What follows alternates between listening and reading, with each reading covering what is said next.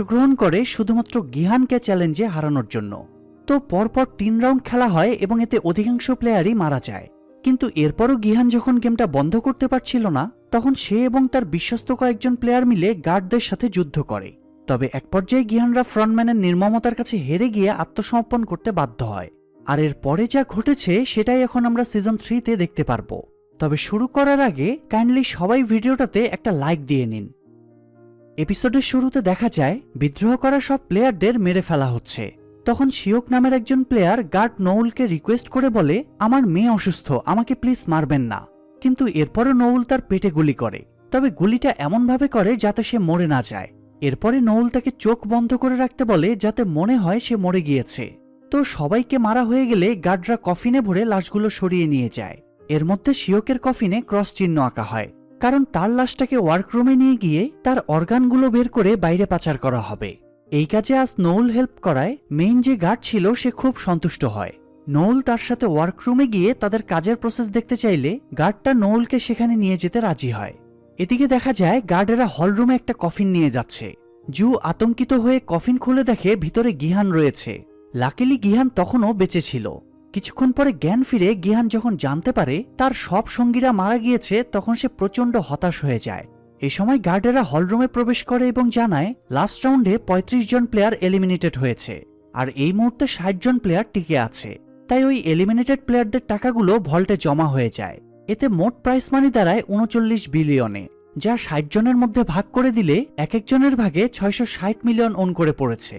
তো ফলাফল জানিয়ে গার্ডেরা বলে এবার তাদের গেমের পক্ষে বিপক্ষে ভোট নেওয়া হবে। এই সময় গিহান আপনজনদের হারানোর বেদনায় একটু ঝামেলা টামেলা করলে গার্ডেরা তাকে হ্যান্ডকেফ দিয়ে আটকে রাখে এবং তাকে ছাড়াই ভোট গ্রহণ শুরু করে। আর স্বাভাবিকভাবে আবারও গেমের পক্ষেই ভোট বেশি পড়ে, তাই গার্ডেরা গেম কন্টিনিউ রাখার ঘোষণা দিয়ে চলে যায়। অন্যদিকে গার্ড নউলকে তাদের ওয়ার্করুমে নিয়ে যায়, যেখানে তারা সার্জারির মাধ্যমে লাশের শরীর থেকে অর্গান বের করে নিত। নউল গিয়ে দেখতে পায় ডাক্তার সিওকের অর্গান বের করার প্রস্তুতি নিচ্ছে। তখন নউল আচমকা নিজের গান দিয়ে সেখানে থাকা সব গার্ডকে মেরে ফেলে। তবে সে ডাক্তারকে না মেরে নির্দেশ দেয় যেভাবেই হোক এই লোকটাকে বাঁচাতে হবে, আর এই লোকটা যদি মারা যায় তাহলে সে ডাক্তারকেও মেরে ফেলবে। আসলে নউল কেন এই লোকটার প্রতি এত মায়া দেখাচ্ছে সেটা হয়তো নিশ্চয়ই কোনো কাহিনী আছে। তো গুলি লেগে শিওকের অনেক রক্তক্ষরণ হয়েছিল, তাই নউল নিজের শরীর থেকে তাকে রক্ত ডোনেট করে এবং ডাক্তার সার্জারি করে তার গুলিটা বের করে দেয়। এদিকে ডিটেকটিভ জুনহোকে দেখা যায় সে এখনও স্কুইড গেমের প্লেসটা খোঁজার চেষ্টা চালিয়ে যাচ্ছে। জুনহো ম্যাপ চেক করছিল, তখন চই তার কাছে গিয়ে বলে তার সন্দেহ হচ্ছে ড্রোন অপারেটরকে হয়তো ক্যাপ্টেন পার্কই মেরে ফেলেছে। কিন্তু জুনহো তার কথা বিশ্বাস করে না, কারণ পার্ক তো অতীতে তার জীবন বাঁচিয়েছিল। অন্যদিকে দেখা যায় স্কুইড গেমের প্লেয়াররা ঘুমাচ্ছিল। সকাল হতেই সাইরেন বেজে ওঠে, অর্থাৎ সবাইকে নেক্সট গেমের জন্য প্লেগ্রাউন্ডে ডাকা হচ্ছিল। দেই ঘুম ভেঙে দেখে গিহান তার দিকে এক নজরে তাকিয়ে আছে। আসলে গতদিন দেই ম্যাগজিন নিতে এসে আর ফেরত যায়নি বলেই গিহানরা গার্ডের কাছে পরাজিত হতে হয়েছিল।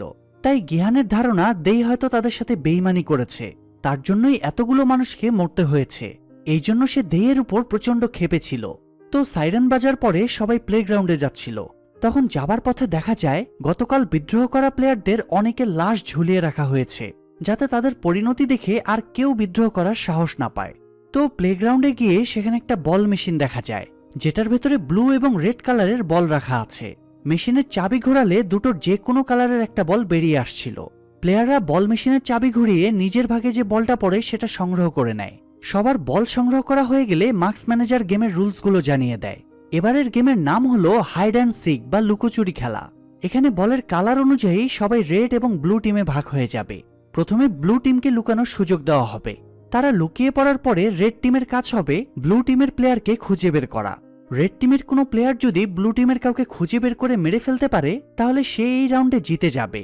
কিন্তু যদি নির্ধারিত সময়ের ভিতরে রেড টিমের কেউ ব্লু টিমের কাউকে মারতে ব্যর্থ হয় তাহলে সে এলিমিনেটেড হয়ে যাবে।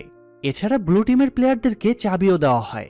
তারা চাইলে সেফ এক্সিট খুঁজে প্লেগ্রাউন্ড থেকে বেরিয়ে যেতে পারবে, আর সেই ক্ষেত্রেও তারা জিতে যাবে। এটা শুনে রেড টিমের প্লেয়াররা ক্ষেপে যায়, কারণ ব্লু টিমের কাছে যেহেতু চাবি আছে তাই তারা তো ইজিলি বেরিয়ে যাবে। এক্ষেত্রে তো তাদের অ্যাডভান্টেজ অনেক বেড়ে যাচ্ছে। অন্যদিকে খালি হাতে রেড টিমের প্লেয়াররা ওদের কিভাবে পরাস্ত করবে? ওরা তো আর যেচে এসে বলবে না যে আয় ভাই আমাকে মেরে ফেল। এই পরিস্থিতিতে তাদেরকে ঠান্ডা করতে মার্কস ম্যানেজার একটা করে গিফট বক্স দেয়, যার ভেতরে ধারালো ছুরি রাখা ছিল। এই ধারালো ছুরি দিয়ে রেড টিমের প্লেয়াররা ব্লু টিমের প্লেয়ারদের মেরে ফেলতে পারবে। তবে এরপরও দুই টিমের প্লেয়ারদের মধ্যে অনেকেরই নিজেদের টিম নিয়ে অসন্তোষ দেখা যায়। দুই টিমের প্লেয়াররাই ভাবছিল অপর টিমের জন্য হয়তো গেমটা বেশি ইজি। তো এই নিয়ে দুই টিমের মধ্যে তর্কাতর্কি শুরু হয়ে যায়। তাই মার্কস ম্যানেজার তাদের একটা চান্স দিয়ে বলে খেলা শুরুর আগে তারা চাইলে অপোজিশন টিমের কারো সাথে নিজের টিম চেঞ্জ করে নিতে পারবে। তো টিম চেঞ্জ করার সুযোগ পেয়ে প্রথমেই মিগি তার গার্লফ্রেন্ড জুনহির সাথে টিম বদলে নিতে চায়, কারণ মিগি ব্লু টিম আর জুনহি রেড টিমে ছিল।